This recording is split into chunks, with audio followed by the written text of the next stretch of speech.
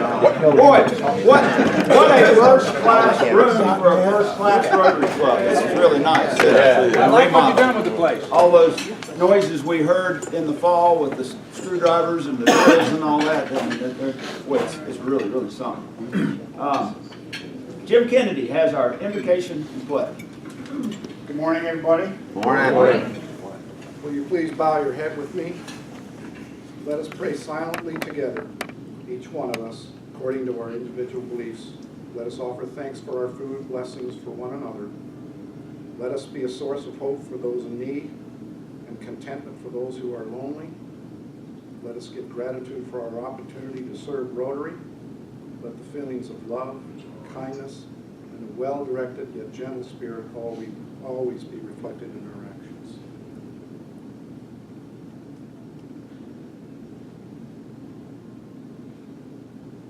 Thank you. Please join me in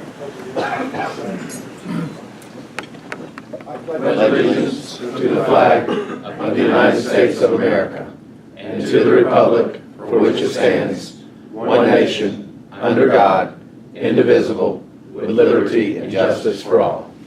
in all the things we say and do. Is it the truth? Is it fair to all concerned? Will it build goodwill and better friendships? Will it be beneficial to all concerned? My Rotary moment, I've had many of them over the years. I have reached all the way back to 1998 during the days of Neighborhood United. And some of us in this room will remember that day. But what I remembered most was when this club landscaped the house of Pearline McNair. She was a 9-year-old woman who lived in Eastside Park, has been there since the beginning, was kind of the adopted grandmother of the area. And I'll pass around a couple of articles. I wrote her that was my Rotary moment, and I'll always remember us planting shrubbery and wheelbarrow mulch. Thank you, Jim. Birthdays and anniversaries, I don't see Kevin Barth in the room. Did he? I guess we didn't get any older in the last week. I'll just say that I have an anniversary. Yesterday was my 20th anniversary. Good deal. Michael. I have a birthday on Monday. Anybody else have a birthday or an anniversary they forgot about? Blake. Blake. Happy birthday. Anybody else want to fess up? Announcements. Erica Parker is not here, but hopefully you saw the email that went out to kind of promote Shadows Day coming up pretty quick in March. We do this every year. If you want to be thinking about that, to take a young person, take them to your place of business, show them what you do, and then go over for a great luncheon and a great speech. So it's really a neat experience. For some reason, not many of them want to get into dog shows. I did find one time. I always volunteer, but they don't usually sign up. But the dentists and the bankers and the attorneys and so on, I mean, obviously those are much in demand. But be thinking about that.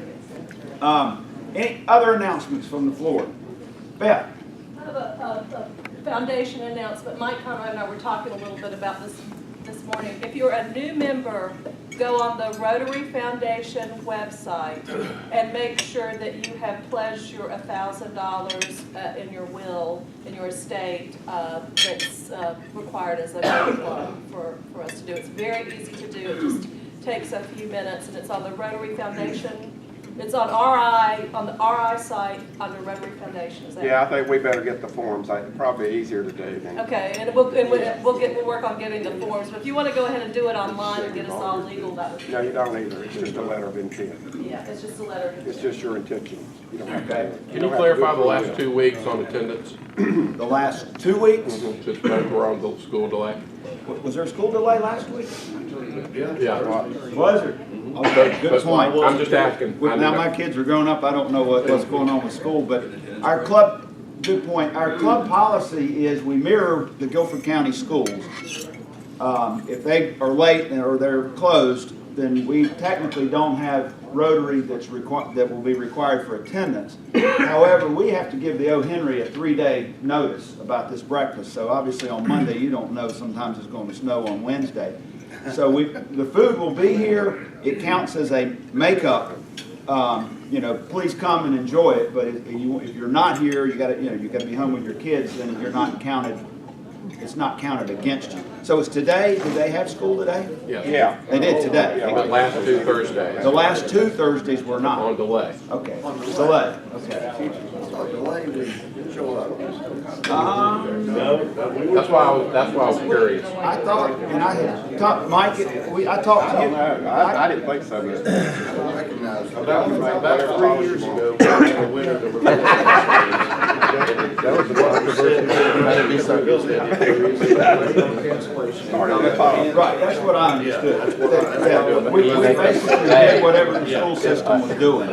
So that's the way I understood it. So if the schools are delayed or late, you don't have to be here, but if you can, come, because somebody will be here and the food will be here. That's what I thought. It's paid for and it's set up and we can't cancel that. So that's a very good point. I didn't realize it went on last week. I need to pay more attention. Dan?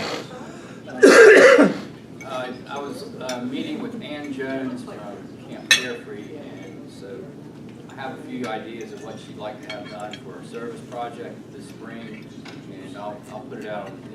It's lengthy, so I'll just give everybody an email. But a few of you guys are needing for a lead on construction. That'll be what, early, mid-May? Mid-May. Okay. Camp Carefree. I'll need to remind Chris Justice on the attendance numbers for the last 2 weeks so that he does that correctly. Other announcements? Sergeant at Arms. Oh, Sergeant at Arms, Buster. Bennett. That is me. And I don't have the list in front of me.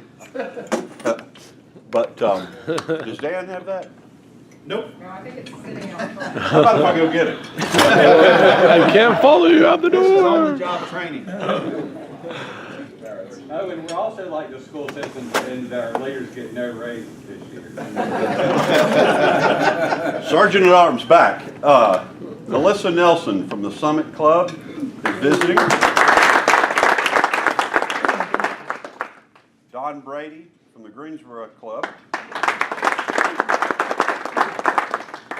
Zach Engel from the Summit Club. And Griselda Clark from the Greensboro Club. Okay. Thank you, Bennett. Thank you, Buster. I'm sitting with all the guests. I haven't been introduced. Well, that's a good segue to Happy Dollars. Happy Dollars? Are we there already? All right. All right. Ben? Well, Jonathan Smith and I went to the State of Things taping, the WUNC radio show. It was a wonderful performance by the symphony. And there was a new author there, which is a librarian I loved. His name is Drew Perry. He's from Elon College University. It's a new novel, and it's called Kids These Days, and it's about his wife having a baby. He loses his job. They move to Florida in with his brother. His brother is kind of the shady character, and he has all these ice machines and all this other stuff. Well, his brother's name was Mid.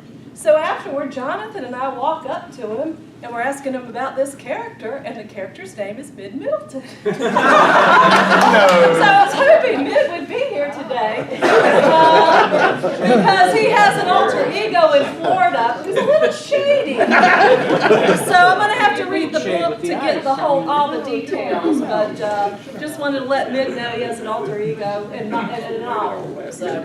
It's a novel, yes. Mid's on the book tour. Well, after a lot of nervous weeks of Haley, my senior at the day school, watching the mailbox, she finally got the envelope in the mail. She's going to be a Mountaineer. Kids are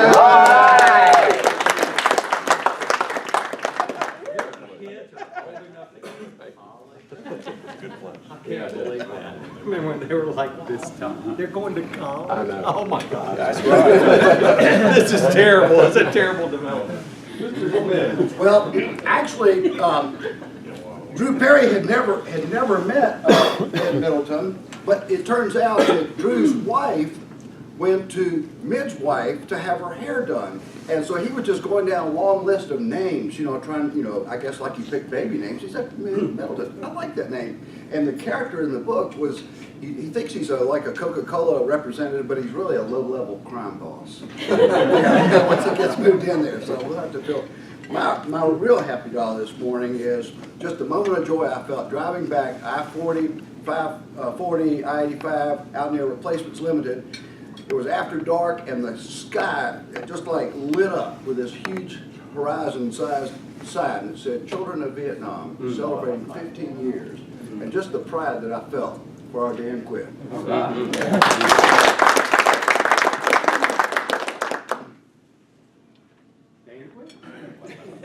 I have two plugs. One is for Randy Elliott's wife, Jenny.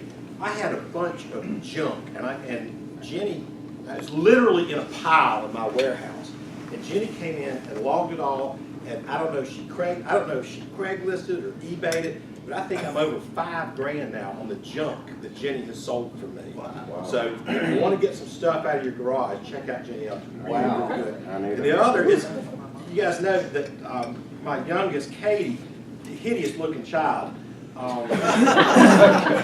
But Dr. Reynolds has straightened her out. She got her braces off after 3 years. So another plug for Dr. Reynolds. He did a fabulous job. Good job. You must have way better stuff in your garage than I have. I don't think the whole garage is worth $5,000. Well, I'm gonna put in how honest I am. I didn't have a 1, so I'm putting in a 5. And I think whenever anybody sends out an email asking the club for advice, and they get all this great advice like I did yesterday asking about payroll service, it ought to cost you $1. So I'm putting in my money for that. And thank y'all. I got one more real quick. Wake Forest won the road basketball game. Yes, Oh, yeah. And a quick story for you guys that text. I don't text. I'm past the text age. This little Irish guy's in a pub in Ireland, and he texts his wife, and he says, "Honey, I want to stay at the pub tonight and have a pint with the boys, and if I'm not home in 20 minutes, read the text again." Is it the real live grandpappy?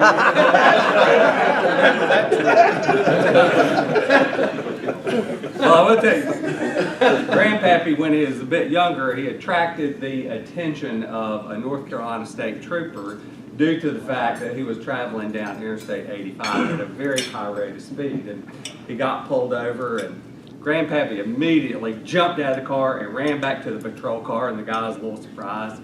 And grandpappy said, "You see that woman in the front seat of that car?" He said, "Yeah." I said, "That's my wife."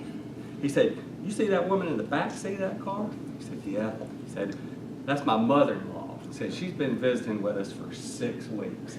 And this morning, her and my wife had a big falling out, and I'm trying to get her home before they can make up."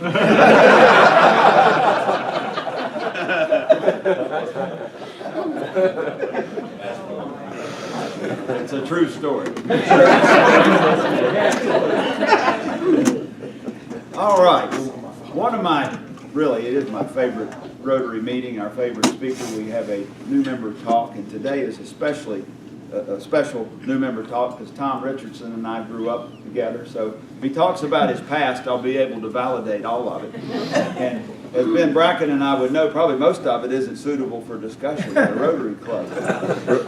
But Tom, right. welcome. I'm going to go to the microphone because I don't have the big voice that some of you guys have. A lot of times if I'm at a drive-through restaurant or something, it's, "You want fries with that, ma'am?" That's just kind of high voice. All these great speakers in this Rotary. You got Bobby Hassel. I mean, he's a judge. Buster, every week he does all these great stories about Grandpa. David Crabtree, a pastor, he could get up there and it'd be nothing. And I do not like public speaking. In fact, I'd rather go to the dentist than I didn't get a lot of notice for this, so Emily had set something out, and I kind of had in the back of my mind, this could come along any day now. And I think I missed the last one, so she said, well, next week, it'll be, a week from Thursday. And I said, well, good, maybe I can make a movie or something, and I'll just narrate on it, and I won't have to say anything. But she sent an email yesterday and said, well, can you go tomorrow? So I'm like, I can't do a PowerPoint or anything. So I'm thinking, well, what'd you do in the old days before computers and used to use index cards? I'm doing this last night. My wife's like, you're going to look like an idiot. Don't get up there with index cards. So I'm like, well, I'll forget what I'm supposed to say. So don't forget to bring milk home and don't read off those cards. Dad, will you bring cereal home? I think there's some jokesters in my family. But like I said, public speaking's not my thing. If you need a complex SQL query written, that you might ask me to do that. Or I could play golf like in if you've got a captain's choice team that needs a C player, I can make a putt or two. I like to fish. I think I'm a pretty good fisherman. I can even play guitar a little bit, but speaking's just not my thing. So I was thinking, what am I going to talk about in all this? And I thought about it for a while, and I've been dreading this, not since Emily asked, but since July when I joined. When I was at Chip Person's Christmas party, and Howard Driggers was there, and he just done his speech, and it was so funny, and I was like, God, Howard, how you just get up there and just do that so easily? And I've been checking Howard in as Sergeant at Arms because he'd been guesting forever, and he's like, you know what, I hate to do this to you, but what is your name? And I was like, I'm Tom Richardson. That's fine, Howard, because I see you every morning, but how would you know my name? And he said, Tom, are you sure? I thought it was Jimmy. I said, no, I think it's Tom. So I'm thinking, well, what's in a name? So, names could be important. My name's Thomas, and people ask me, are you Tom? Are you Tommy? You like Thomas? And, names are important back in my single days. And I'll say like Buster did, if I offend anybody, please email me, call me. Well, I used to go to Vegas, and I got on this flight one time, and I got upgraded, and there's this beautiful woman sitting there. She's keying away on her laptop, and I sit down beside her, and I'm like, you going to Vegas on business or pleasure? She said, oh, I'm a guest speaker out there. I'm speaking to a women's group, and she said, I'm a psychologist, and what I've studied is what group of men are single women most attracted to? And I was like, really? What's number one? She said, the American Indian. She said, you don't see them a lot, but, they're fierce warriors, the tall, kind of quiet types, and supposedly they're good lovers. I'm like, wow. Yeah. I was like, well, what's the second group? She said, well, Jewish fathers. I said, Jewish fathers? She said, well, like as the name implies, that's a marrying man. They're great stewards in the community, father figures, that type of man you'd want to marry. And I was thinking, well, what's left, the rest of us? I said, well, what's the third group? And she said, well, rednecks. I said, rednecks?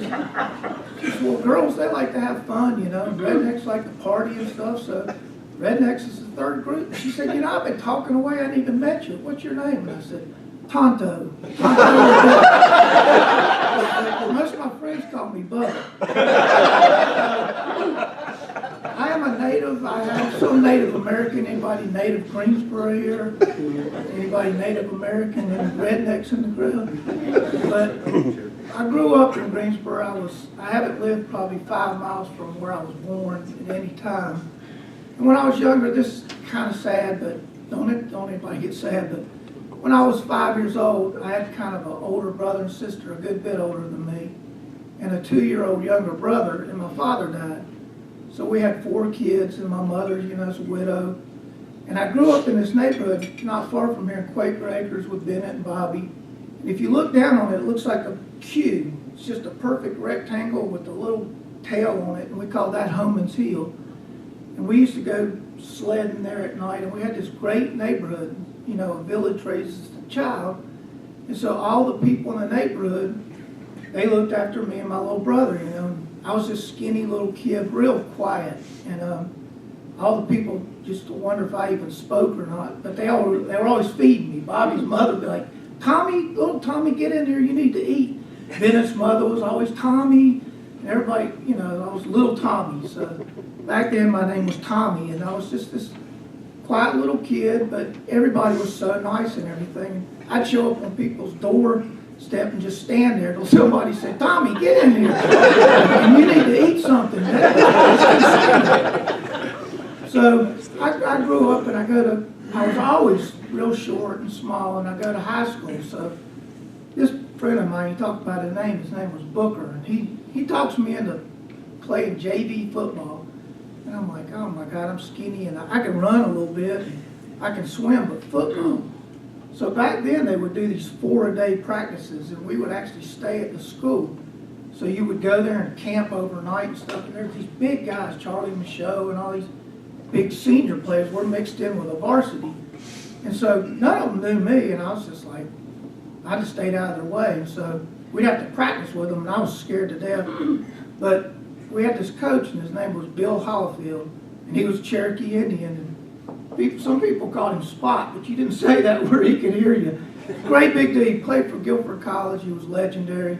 They said he could lift the whole weight bench with one arm, and people were scared to death of him. So we're standing in the weight room one day, and I'd gotten my hair cut real short, buzz cut, because it was really hot. And back then people wore long hair.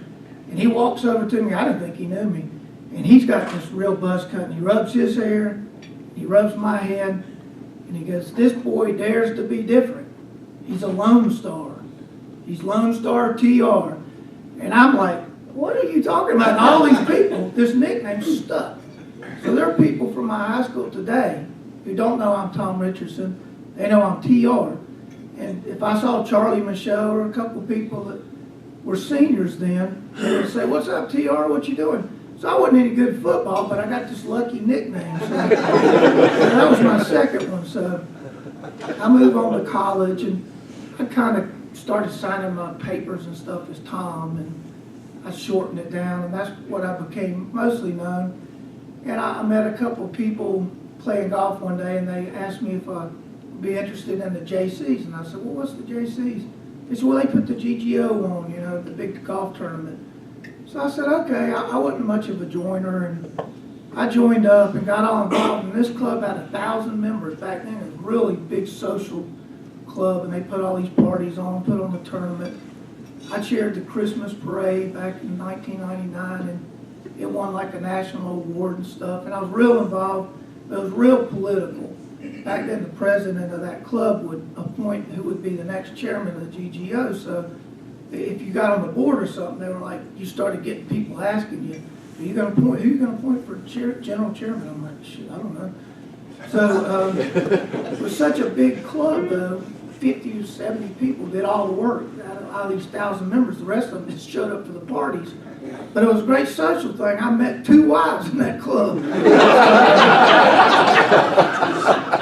Anyway, past the JCs, you know, I aged out at 35. I think it's 40 now. And it's not near what it used to be.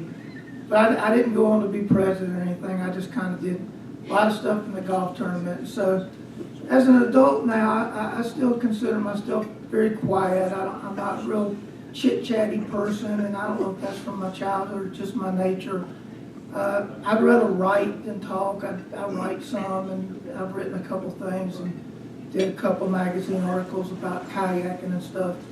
I run. I don't have like all over my car 26.2 and stuff. I run because I like to drink beer, and you know, if you do that and you don't run, then God knows what will happen to you. But I'm a father and have a 14-year-old daughter and a wife named Temple. She has a very memorable name. So when I decided, Bobby sent out this thing about Rotary, and it was like a social thing. And when I came and met all these people, and I'm like, God, what a bunch of nice people. And I knew nothing about Rotary. I had no idea. If you said Rotary to me, I thought Key Club type of, I guess they're just like the select members, and they just kind of hang out and socialize. And at some of the programs I've been to in this club, seriously, have just really moved me. I mean, I've opened up my heart and my pocketbook and my time, because they make such a difference. And I read everything everybody ever sends out, and I'm here to help, you know, and I've really appreciated everybody taking me in, showing me the ropes and giving me good advice. And so I'm here today, and I'm glad this is over with.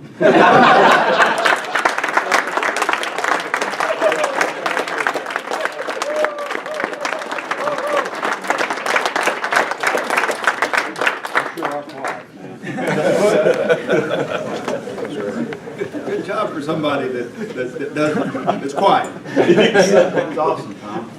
Thank you. Lieutenant Dan Quinn, give us an update. Never follow anybody. He says, oh, I don't want to talk.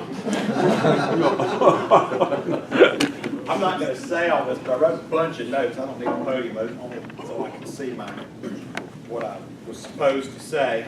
Let's put those on index card. Yeah. Get in the middle. I need this too. Perfect. Let's see. I have a note from the district governor. For those that don't know, District Governor Cookie is my sister. And in most Rotary circles, I'm known as Cookie's brother. Cookie says, make sure Gate City has good showing at district conference and comes up with good door prizes, or I'll tell Mom you know what. So I need a good show. I went to give blood yesterday, and sometimes things just don't work out. They called me up and said, need blood. I said, okay, great. You know anybody? I said, yeah, I know some people. I'll send you an email. And I said, but I've been to Vietnam. I said, well, let me check. And I said, where you been? So I told them every place I've been. No, it's just fine. You come on in. We'll take your blood. I was there 2 hours going through the places I had been in Vietnam. They're like, we don't want your blood. And on the way in, I stopped. It was the Wesleyan Church over in High Point. I didn't know my way around. I stopped.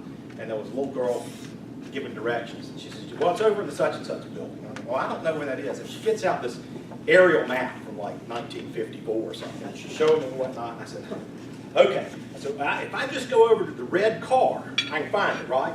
And she's like, I don't know if that's still there. It's okay. We'll get it worked out. I'm going to keep an eye on time so we don't go too terribly long. Children of Vietnam, good news, bad news.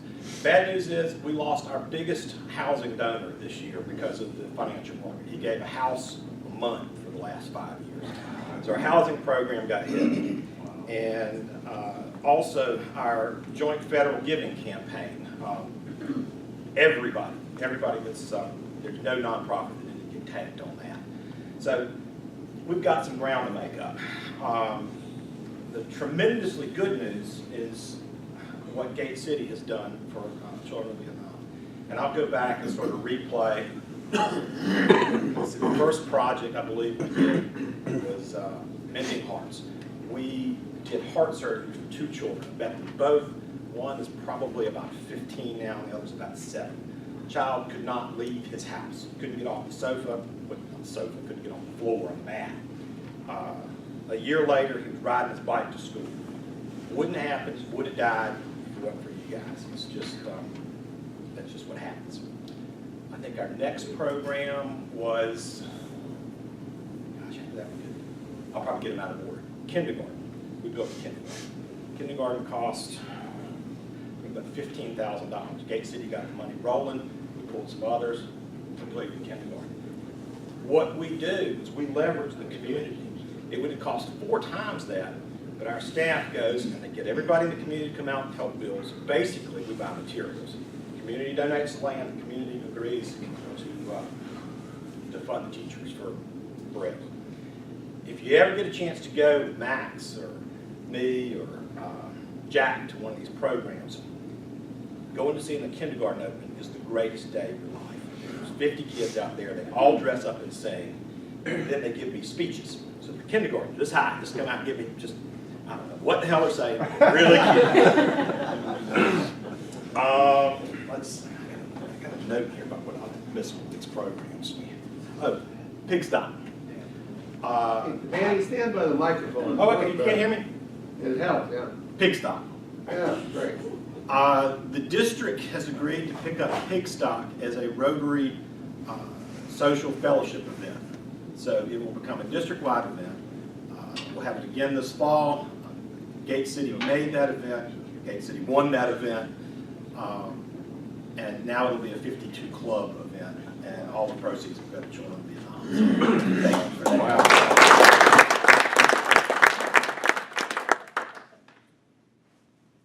All right.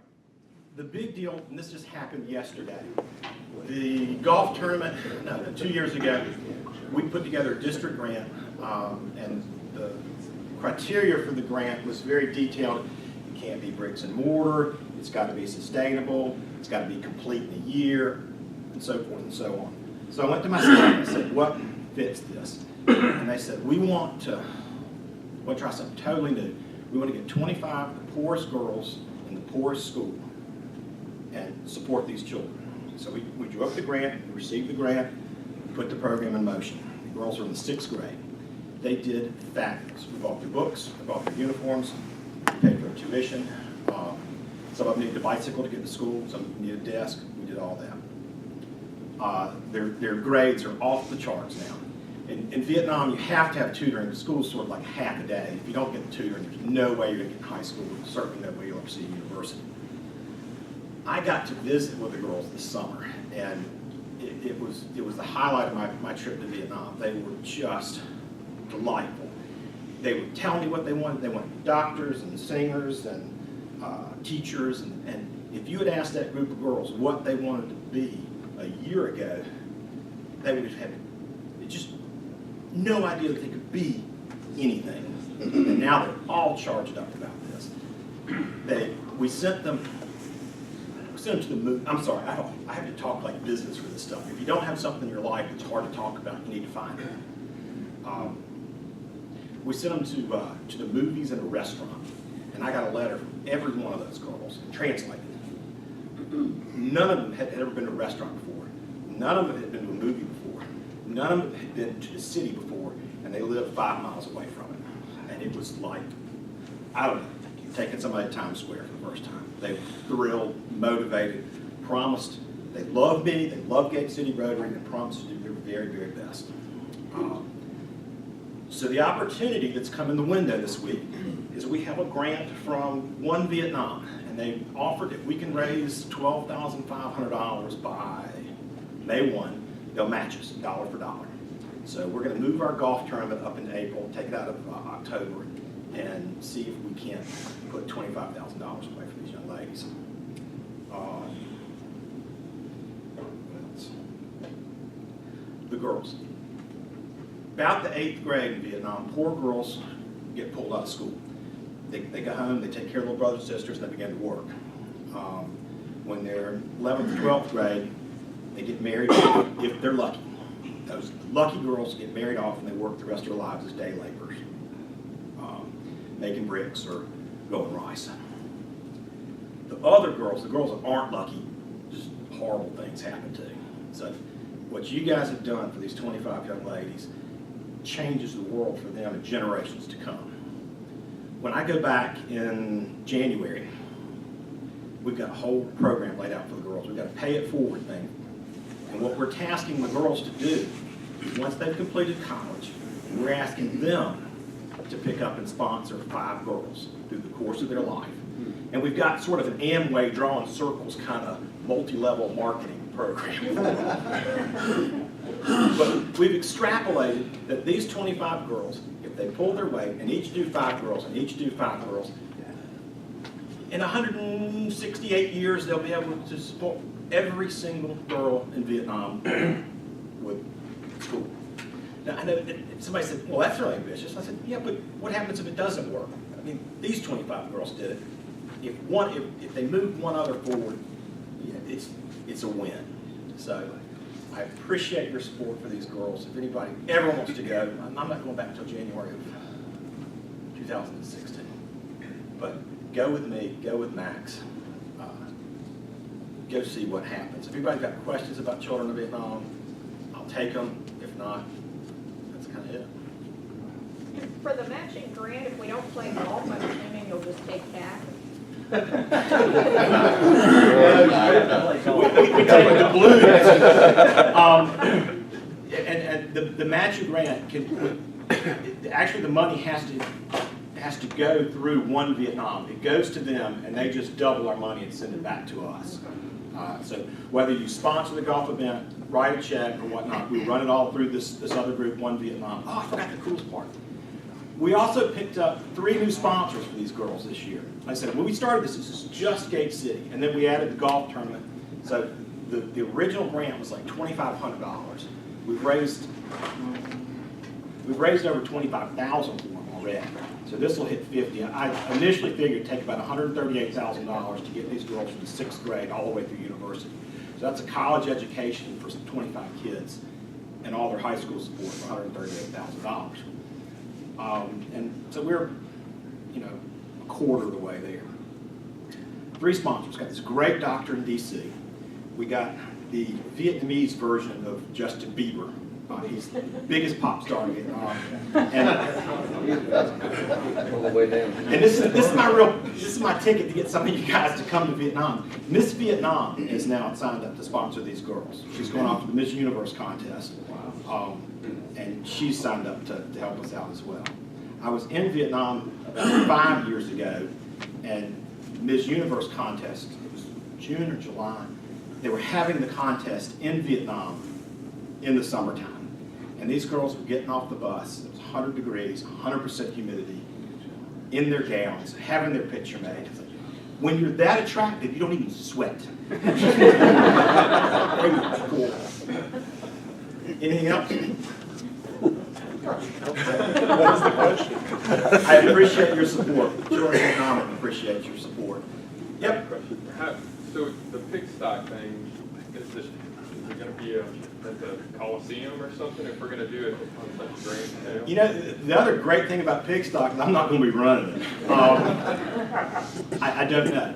It probably will be at the same site, the same venue, but if they want to expand it, that's cool. Cookie's got it, and she's going to ask some people to help with the committee. And I know the details. I presume October, September, something like that. And I guess kind of a tough question. I was just thinking about it as you got so many folks that you could possibly help, and so many girls you could possibly choose from, and you got to choose somebody, right? Yeah. How do you go about choosing them, and is there ever any type of jealousy, or do you have any exposure to the folks that aren't chosen? And That's a great question. Does something grow up between them and the folks that are chosen? For all of our programs, we vet really, really well. We work with the local politicians, and we work with other local agencies, but our staff goes out and visits every child and every family that we serve, whether we are serving them for special needs, or we're serving them for education, or we're serving them for a medical condition, whatever it is, we visit with them. We don't get somebody's niece, nephew, cousin that doesn't really need the help. So the staff vets them. And our reputation in Vietnam is stellar because of that. And as far as jealousy, of course, we'll go build a house, and the neighbors, when do I get my house? When do I get my house? It's like, keep it in the queue, you'll get it when you get it, and that's, it's tough, but, and the 25 girls, the teachers have these big nuts, and they were poor girls. I mean, you're talking a family of 9 had a tin shack half the size of this space right here with palm fronds, and they don't own a bicycle. That kind of poor. Dan, I'd always assumed that these girls were all from the same village. Is that true? They are. And how did you find this village in a country the size of Vietnam? Well, our office is in Da Nang, and we serve the central area of Da Nang. And this is in Quang Nam province, which is right next door. As we grew, we began to get out to the countryside, because really there's poverty in the city, but in the countryside they're still living like they lived 1,000 years ago, except they have a cell phone. And so everybody. I mean, they buy a $1 plan every 3 months, so buy $1 worth of minutes or something. Everybody has a cell phone. So as we expanded, we just began to pull in some of the countryside. So they're all in one school. And, when we go to see them, they called them in on a Saturday to see me. and they rode in on their bikes or walked in 6 or 8 miles. And every single child came that day, every one of them, just because I was there. Nothing else? You got, yeah. Details on the golf tournament, venue, date? Golf tournament. Right now, I think April 25th. I haven't heard any complaints about that day. We'll be looking for sponsors. We'll be looking for golfers. It'll be at Jamestown, where we've had it before. And like I say, we are pushing to really hit our number to get a match like that. It's just spectacular. Another note, if anybody wants to stick around after the meeting for a couple of minutes, we're going to talk about Gate City's fundraiser. You'll be looking for people to help out with the golf tournament? Probably not. We usually, honestly, there's other places I'd love to have the help. The golf tournament's usually pretty easy for us. It's relatively small. But I'll look for it if we need a volunteer. Great. Guys, thank you so much. I really appreciate it. Thank you, Dan. Great work. Awesome. Who didn't buy a ticket? Steve? Last 3. Don't forget the cart fund on your table, the blue bucket. Name, address, phone number. Wrong side. 117. Dale, all right. Have a great day.